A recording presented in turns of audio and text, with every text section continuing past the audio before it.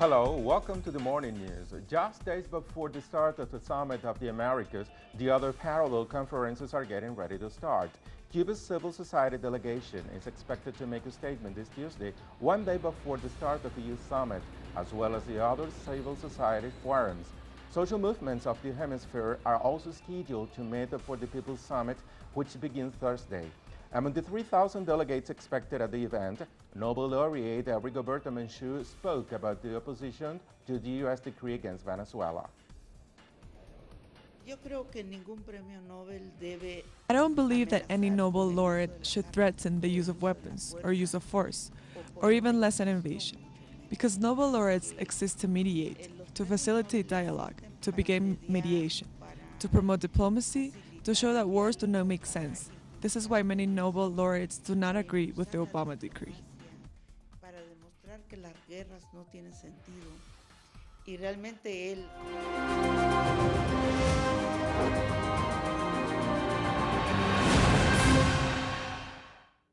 While the relationship between the Latin America and the United States takes center stage in the Summit of the Americas, U.S. military presence in Honduras is increasing.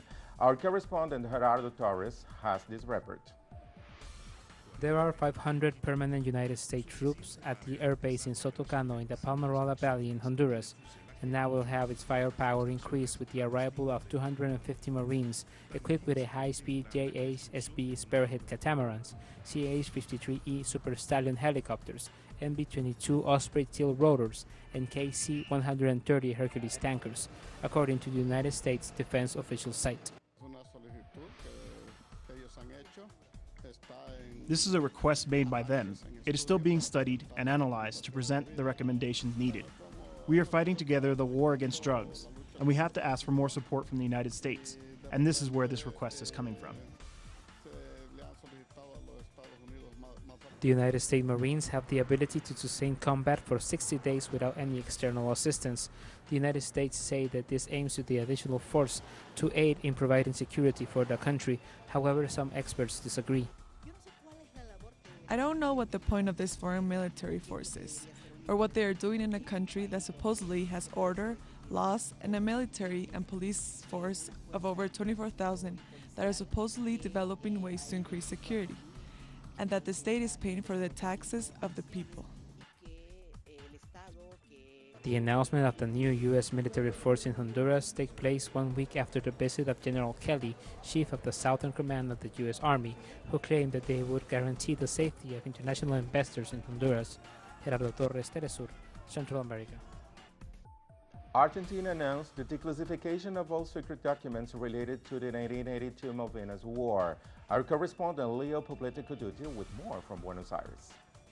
President Cristina Fernandez announced the declassification of documents related to the 1982 Malvinas War and the creation of an oral archive to be housed in the Malvinas Museum in Buenos Aires, which will contain testimonies from veterans.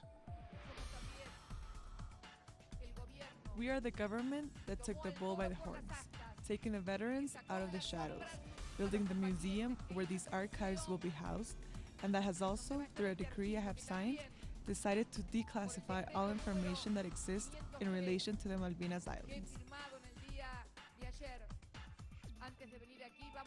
Among the aberrations committed during the war stand torture, mistreatment and killings that the Argentine military, at the time in charge of a genocidal dictatorship, committed against its own troops, and whose investigation was terminated by the Supreme Court in an extremely controversial decision in February. It will be available for successive generations, for the sons and daughters, the grandchildren, the great-grandchildren, who will be able to hear from their very own relatives about what exactly happened in our homelands and on those islands in those terrible days of war. Therefore, I believe the Malvinas Oral Archive is very important. The government initiative focuses on shedding light on the mistakes and the horror of the war. We will work in conjunction with all the ministries so that Argentina can soon have access to these life stories, and so the entire world comes to know what really occurred through the voice and the words of the protagonists of that traumatic episode that Argentines endured. The decree which marked the decision as official was published this Monday in the official Gazette. Leo Poblete-Coduti, teleSUR, Buenos Aires.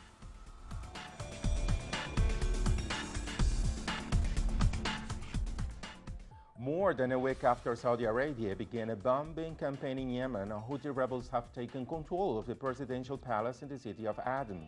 The Houthi forces, along with segments of the Yemeni army loyal to ex-President Ali Abdullah Saleh, consolidated their control over the area Monday after 3 days of intense fighting.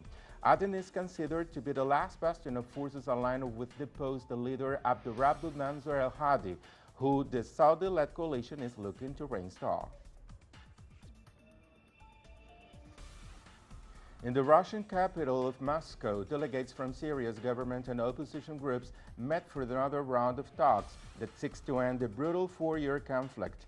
The closed-doors meetings will continue until Thursday. They are set to focus on the issues of Syria's territorial integrity, anti-terrorist measures, and prohibiting external interference. Syria's fractured opposition coalition has previously refused to participate in talks unless President Bashar al-Assad resigns.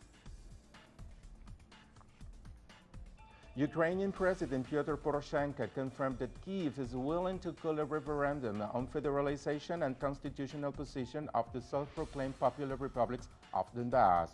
Poroshenko also discussed the process of decentralization of the country. He stated that Ukrainian will remain the only official language of the state.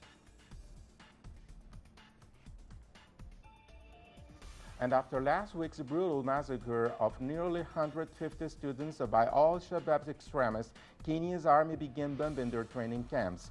Kenyan fighter jets conducted airstrikes 200 kilometers into Somali territory, with military sources saying 2 al-Shabaab training camps have been completely destroyed. The extremists claimed that the airstrikes only impact farmland and livestock.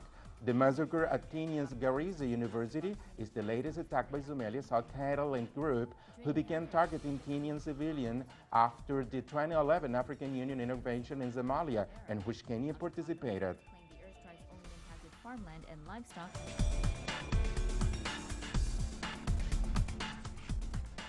With elections for the head of FIFA looming, the 3 candidates looking to unseat Joseph Blatter were in Egypt seeking votes. FIFA Vice President Prince Ali bin Hussein of Jordan, Dutch FA President Michael van Praag, and former Portugal legend Luis Figo were in Cairo at the Confederation of African Football Congress this Tuesday.